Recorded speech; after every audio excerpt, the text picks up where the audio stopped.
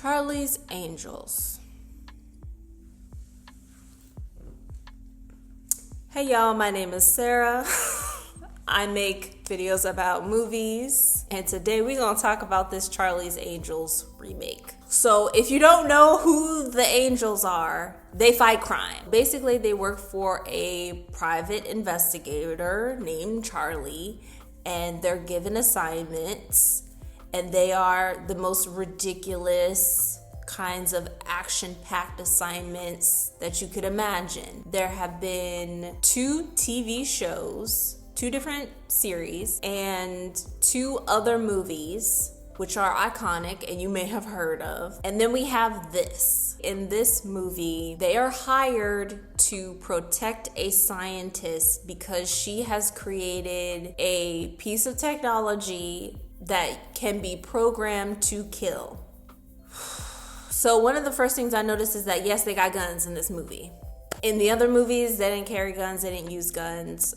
They used their wit and they used their fists. But in this version, they got guns. Did that make the movie better? No! No! First of all, the cast. So we have Jane, Sabina, and Helena. And the only person that I recognize recently was Sabina's character. Like, I know who the other 2 girls are. One of them played Jasmine in that Aladdin movie. And the other one is in the latest Resident Evil TV show on Netflix. And Kristen Stewart has been doing movies since she was a little kid. It's Charlie's Angels, so I'm not expecting Golden Globe worthy performances. But I was expecting something else. I mean, they do. The thing is, in the other Charlie's Angels movies, it was more about them as people and being able to see them in different situations. Here, it becomes all about the gadgets and outfits and the locations, which there are a lot. But some stuff just, it really didn't make sense. And the storyline just, it does meander. There's not a lot of character development, and a lot of ideas in the story were undeveloped. For example, like the seduction scene at the beginning, we know where they are because they make that very clear. We're in a very luxurious hotel room. He got money, essentially. We don't even find out what kind of crime he's committed that would be the reason for quite so much of so much. They got a helicopter. They had 10 other people break into this joint. They say that he's embezzled this company, but who was he? What was the company? Relate that to the world that you're trying to build. Apparently, he stole money from a nonprofit organization, but what direct effect did that have? Clearly, he stole a lot, and y'all are showing up at 110, but we don't know what his role was exactly. A lot of it was just really undefined. You get your action sequences right away. You see the production. So you see that the Charlie's Angels has moved from a 4-person operation to include a lot more people. So in the next scene, for some reason, as they're leaving in the helicopter, you hear the quippy banter between Jane and Sabina, but then the next scene is of children laughing and playing together. And I thought it was a commercial. We were gonna zoom out and see it's a TV playing a commercial, but that was literally just the next scene. A bunch of kids laughing, playing outside. And I was like, how does that relate to the scene that we just left? Because now we're in a totally different location, and the girl who we know is going to be another main character, but in the context, it was just really random. She's riding her bike on her way to work. We guess. We don't find out until she gets there. She just looks like any old body riding on a bike because we're so far away from her. In the next scene, she's carrying this thing and she's on her way to talk to her boss. She's talking to her boss about an issue that they're having with one of the prototypes. During the conversation, I was just we're acting right now. Nothing about him or her seemed realistic or relatable at all. I was literally not at all engaged with the story. I was like, why would she's like the lead scientist on this project? Yes. But wouldn't there be several other people that she would go through with this particular problem? Because this is a tech issue. And he clearly doesn't know anything about, he's not a scientist. He's just a boss in this company. Very high up the ladder, but he's just a boss. So if she's having a technical issue and needs permission from somebody, I feel like there would be somebody else to talk to about this, because if you need somebody else's permission in order to literally fix or make changes to this thing, how would that work? That was the first thing that came to my mind as they're having this conversation. All of this feels wrong as I was watching it, but I was like, okay, let's just keep it going. So then this supermodel secretary is like, you drop this card, and they have this also weird interaction where she's like, no, I didn't drop it, and she's like, well, I don't litter, and then like forces her to take this card. Y'all couldn't have just done this in an email? Like, hey, do you need help? Hire the Charlie's Angels in an email or something else, because we're in a corporate office setting, assuming. You didn't have to do this whole thing where it's like, oh, this must be yours, and the card just so happens to be the number to a private investigator. I didn't really get that. That didn't really feel real. But there's like a lot of moments like that. Don't get me wrong. I love seeing the closets, which were not a thing in the other movies. So I wasn't really sure where we were going. There's so many things that are different from the other movies, but I'm not sure what the purpose of them was, because in the other movies, we don't see a huge closet of costumes and clothes and gadgets and weapons. They just got them, okay? In the other movie, we also get to learn about them as kids, them as teenagers. You know, what were their personalities like? What kind of activities did they do? Like Dylan ended up in a military academy, almost going to jail. That like gives us a bit more about their personalities and their temperament. Here, we're really going in with very little idea of who they are, and we're only able to learn through like just by observing them in the situation. Ooh, I know it's a lot, but it's a lot. So she hires the Angels, Bosley, which has become a rank in the organization, which has become an internationally like global organization. He's meeting with her to find out more about the issue that she's having. And while she's there in the cafe, they're attacked by somebody. And I feel like there were so many jabs at millennials in this movie. But I have to say this, I don't think we would have like organized, designed, structured a movie quite this way with these kind of details. There was a guy wearing a cape or like having his jacket over his shoulders, but it looked like a cape. He was clearly like villain. Could have been tattooed on his forehead. He was typing on a typewriter, like an old-timey antique typewriter in this cafe. Out of all of the things that you could think of to be incognito and trying to listen to this conversation between her, Helena, and this guy, you gonna be typing on a typewriter in this cafe? What is this? I was like, why is this a thing? So they end up, getting her out. There's a confrontation with this guy. He doesn't speak, and we're like, oh, he's that guy. He's like the main villain guy, so he'll be back. There's a car chase. They hit all of the marks as far as action movies are concerned. Going through a window, big guns, little guns. There's a car chase. There's a motorcycle. So many things. And somebody dies in this movie, and I was like, oh, y'all are trying to be different, but not really.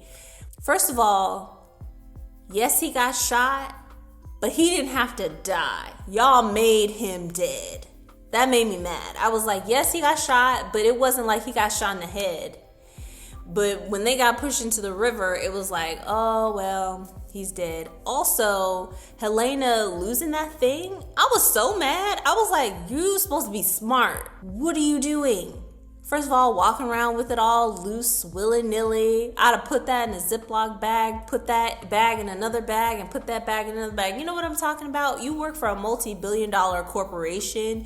You think you found something that could be used to kill people? A flaw that could be used to kill? And your boss was like, it's not that big a deal. And you're walking around with the evidence. Sloppy. Anyway, they do the other thing that angels do next, which is break into a secure facility and wearing costumes. There's a lot of things that are the same. Like the comedy is kind of similar, the costuming, but I was just not convinced by it. I wasn't convinced by the story. I was like, some of the decisions y'all made were just really careless. And y'all are supposedly, we have a former member of MI6, which is British intelligence. You supposed to be up here, okay? Not acting like somebody who just started this job.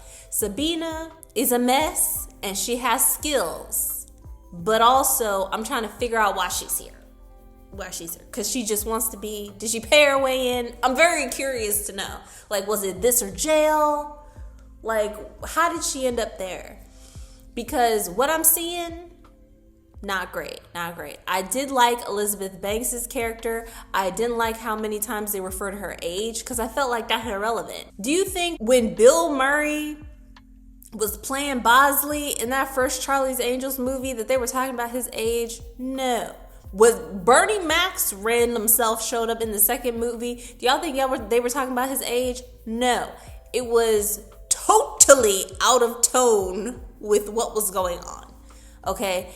Sure, the other quips are fine. Stuff about cheese. Her, being self-conscious about her breath and all. I mean, she had just thrown up. And the fact that they have access to incredible tech that allows them to just into secure systems just like that, and yet they're just like constantly behind. The way they try to organize how they gather information, it had been done before, and it didn't seem very Charlie's Angels, Like in one Charlie's Angels movie, Lucy Liu, pretending to be like a masseuse, knocks a man unconscious with her foot. They go into his locker and then they do his phone. Here it was like, I'm gonna bump you, knock your phone out, do, and then like hand it back to you. Y'all are better than this. And they mention it like once or twice in the movie. They keep getting caught when they shouldn't be caught. And I'm like, you damn right. The Angels are a global organization. They have airplanes in this movie. They have so much stuff. This version of the Angels, they have everything that one could ever need in order to accomplish anything. They're not worried about how to travel from place to place because they got planes.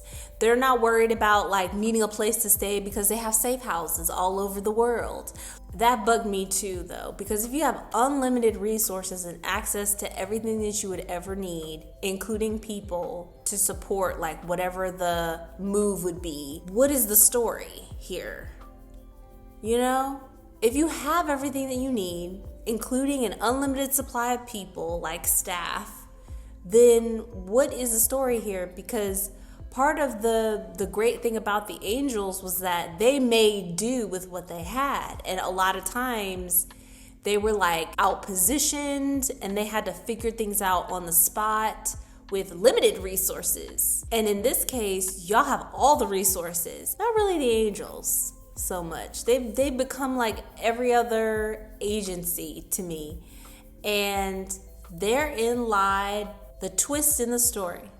As the story goes on and they're trying to figure out who is after Elena, who has the technology now, and how they're going to get it back or how they're going to stop them, there's an idea that maybe there's a mole in the Charlie's organization, and that's why they're somehow always missing their mark. But they continue on, and they are attacked and separated. When they're regrouping, they realize who the mole must be, and at the same time, the mole is revealed to us. So it's not that they figured it out. It's just that the movie is like close to the end. So we're just going to show you who it is. Who is surprised? Because we don't see a lot. I mean, the cast is really large as far as the entire film, but as far as like main characters and secondary characters go, there's not very many people to choose from. So it was kind of obvious, especially when things just started going off the rails closer to the end of the movie. Shadowy figures, like misdirection, There's already way too many new details and stuff going on for us to be invested in that. It was like, okay, let's just get to the end. Let's just get to the end of the movie. So we find out who the bad guy is. And there's so many cringe moments in there. Him having like a wardrobe for her to choose from to like change her clothes. That was weird and unnecessary. Them putting that collar on her, which was weird and unnecessary. The fact that bad guy, when he finally did speak, the only word that he said, it was totally underwhelming. It was like, that's all you got? You've been having a long time to like think of what you want to say. If you're only gonna speak once, y'all could have come up with something more than that. There's the confrontation, the final confrontation, and the Angels win because of course they do. They're the Angels, And if they didn't win, it didn't matter because the organization is so big. They were always going to win.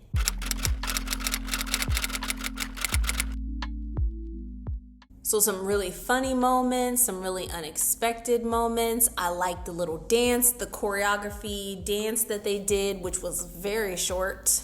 A cute little Angels moment. The lights going out. And then when they came back on and they were in the pose, I was like, that's cute too. When I tell you every popular song was in this movie, but not in a way that made sense. Like in the other movies, they kind of weaved it into the story. Like Sir Mix-a-Lot in the first movie, they were playing that at a recording of that thing.